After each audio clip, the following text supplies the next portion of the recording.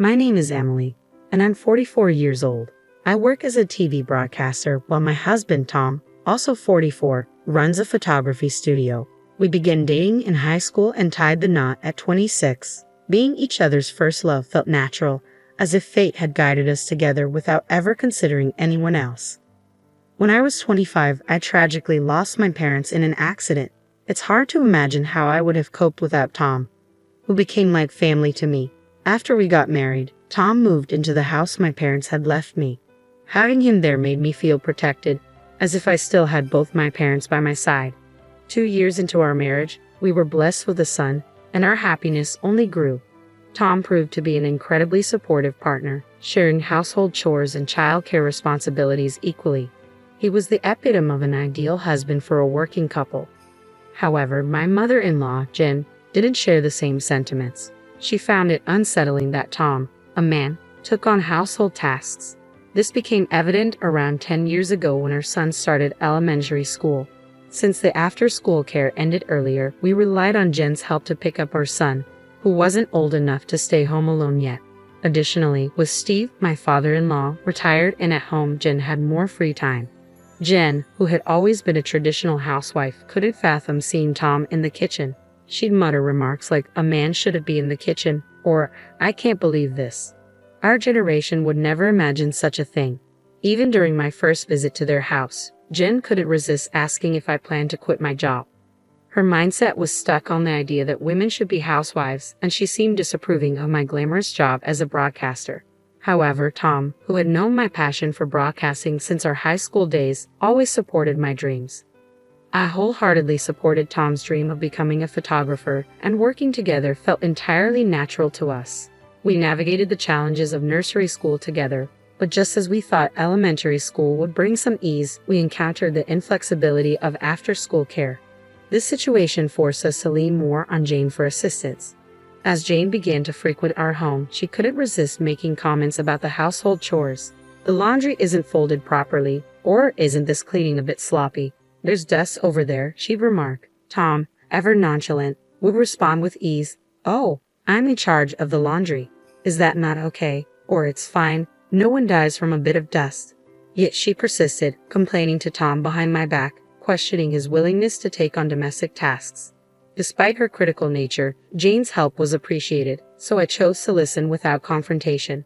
On the other hand, Jen, with her old-fashioned views, surprisingly embraced modern technology. She boasted about being the only one among her friends to own a smartphone, utilizing it for various tasks. "See, you can do this kind of thing so easily now," she'd say, advocating for convenience. Our family relied on a delivery service for our weekly shopping, which seemed to irk Jane. "You should just go shopping yourself," she'd insist, deeming the delivery fee wasteful. However, when she discovered the convenience of online ordering, she encouraged me to follow suit. "Why don't you do this, Emily? Ordering on paper is so old-fashioned," she'd urge. During Jane's late-night stays, as Tom and I prepared dinner, she'd excuse herself, citing the need to return home for Steve's meal. "He won't eat if he's alone," she'd claim, leaving us to ponder Steve's inability to handle any household chores. "Tom, how is it that you, raised in such an environment, are so cooperative with household tasks?" she'd question, unable to comprehend his willingness to share responsibilities. I once asked Tom why he was so diligent with household chores, and he confided that his mom often complained about his dad's lack of help. Determined not to face similar grievances, Tom made a conscious decision to share the load when he got married, learning from his parents' negative example. Interestingly, Jan, Tom's mom, seemed to have a different perspective. She was irked by her husband's reluctance to do housework, yet found it amusing that her son willingly pitched in. It was perplexing to me, but I chalked it up to Jan's tendency to grumble, so I kept my distance. Little did I know, Jan felt so cornered that she resorted to drastic measures like attempting to sell our house without permission. That summer, I was presented with a rare opportunity by my company, a 2-month business trip overseas to cover a sports broadcast at the World Championship. It was a career milestone I couldn't turn down. When I consulted Tom, he was swamped with his own tasks but assured me of his support. However, he expressed uncertainty about managing our son John on his own. Sensing my dilemma, Jan offered to step in.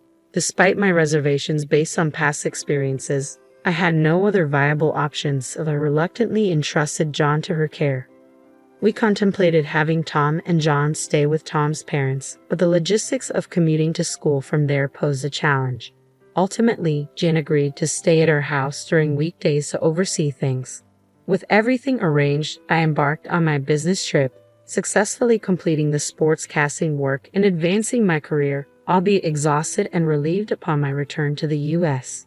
As I arrived at my house on a weekday afternoon, lugging a heavy suitcase, I was met by Jane at the entrance. She seemed oddly eager, as if she had been waiting for me. Just as I was about to express my gratitude for her help in looking after the house during my absence, she dropped a bombshell. "This house sold for $300,000, of taking the full amount," she declared matter-of-factly. My tired mind struggled to process her words. "Our house sold?" I asked in disbelief. Jane's eyes sparkled with excitement as she confirmed, "Yes, this house." No, we don't own a house." Confusion clouded my thoughts as I tried to comprehend the situation. I insisted that we did indeed own the house, but Jane just laughed it off, accusing me of lying and claiming there was a registration certificate in my name. Feeling frustrated and getting nowhere in the conversation, I shifted gears, attempting to calm my racing heart. "Let's put that aside for a moment. Why are you selling it?" I asked, hoping for some clarity. Jane's response sent a shiver down my spine. "What belongs to the wife belongs to the husband, and therefore to me. I'm using it to build a new house," she explained, her eyes bloodshot with determination. Suddenly, a sense of fear crept over me. A new house. For us. Tom and I. But why? This way, Tom won't have to do household chores anymore. "I've been so sorry for him," Jane added, her voice tinged with an unsettling fervor. "I raised him not to do such things, and I won't allow Tom to do household chores in the future," she declared firmly, her expression resolute. As I pieced together the story, it became clear that shortly after our marriage, when Tom was in the kitchen, she had instructed him to let me handle such tasks. Tom, however, had politely declined, stating, "No, this house is Emily's. I have to do at least this much." Unfortunately, she misconstrued his words, believing that Tom only helped with chores because he was living in my house. In her mind, Tom didn't actually want to do household chores. He preferred to focus on his work. The concept of a working couple sharing household responsibilities simply didn't register with her. Furthermore, I later discovered that after Steve's retirement, their financial situation became precarious. His pension fell short of expectations, and finding re-employment proved challenging. Faced with insecurity about continuing to live in their rented apartment, they resorted to this unthinkable action. "No, this house isn't mine, and Tom thinks it's normal to do housework." I tried to interject, but Jen dismissed my words as lies, accusing me of interpreting things to suit myself. I knew I needed to gather more information before confronting her about her actions. "Where did you sell it?" I inquired, hoping to uncover the truth. "I sold it to AA Real Estate.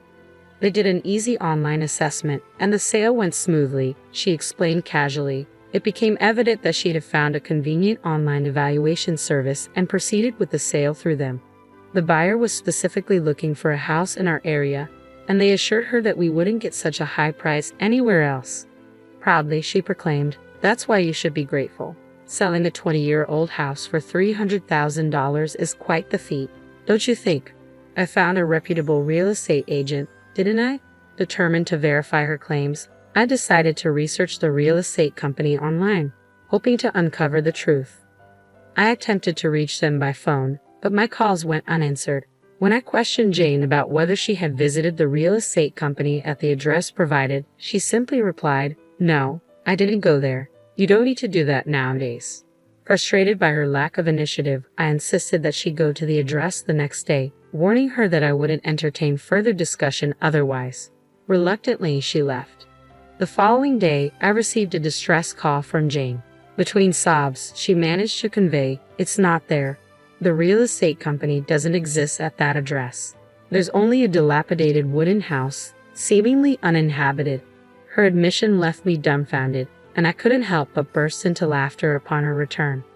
Jane explained that in my absence, she had stumbled upon a house registration certificate in my name and mistakenly believed she could sell the house. She then engaged a real estate agent, who shamelessly assured her that even if she wasn't the owner, possessing the certificate was sufficient.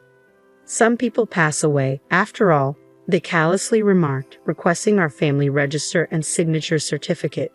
Naively trusting their assurances, Jane provided all the requested documents. When the agent found a buyer, they demanded a deposit, half of the commission fee. Without hesitation, Jane transferred $4,800, half of the $9,600 commission on the supposed $300,000 sale. I dialed the police to shed light on the situation, and soon, 2 officers arrived at our doorstep. They enlightened us about the prevalence of internet fraudsters posing as real estate agents, a scheme that has become increasingly common. These scammers offer free property valuations, demand official documents, introduce a supposed buyer, collect a fee, and vanish into thin air. With numerous vacant houses and the ability to fabricate addresses for document delivery, such frauds have proliferated. The officers delved into the matter, questioning Jane, who trembled under their scrutiny. "Let me clarify," one officer began. "The house deed you provided belongs to your daughter-in-law, correct?" Jane, realizing the gravity of her actions, faltered, admitting to her mistake. However, her attempt to deflect blame was swiftly countered by the officer's incredulous remark about the absurdity of selling someone else's property.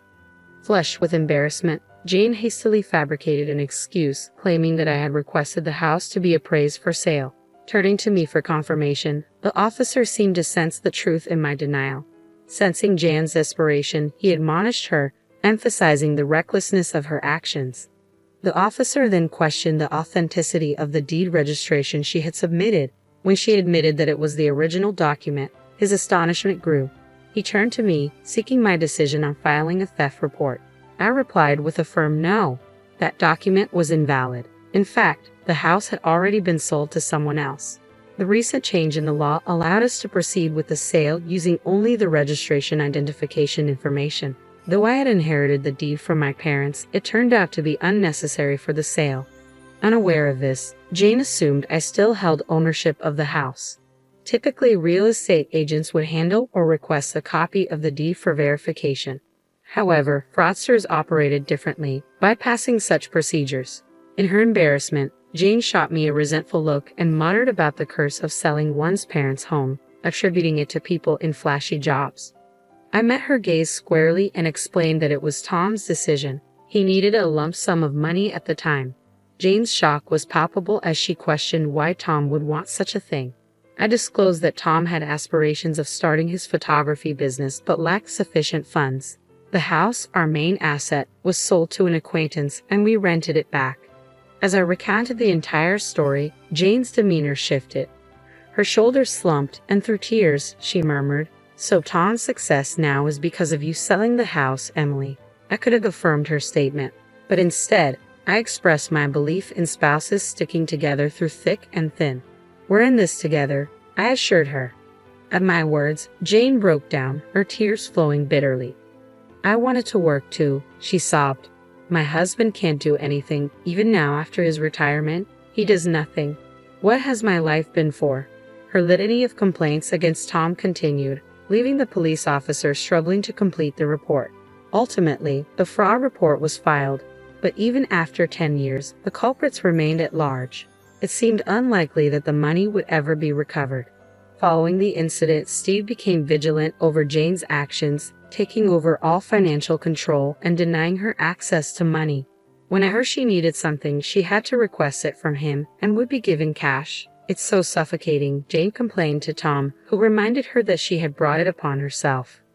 Now, with no disposable income, Jane sought work through senior job listings and currently teaches the elderly how to use smartphones. She is well regarded for her ability to empathize with the struggles of older learners. Steve, perhaps due to his pride, found senior jobs unsuitable and soon quit, providing no income.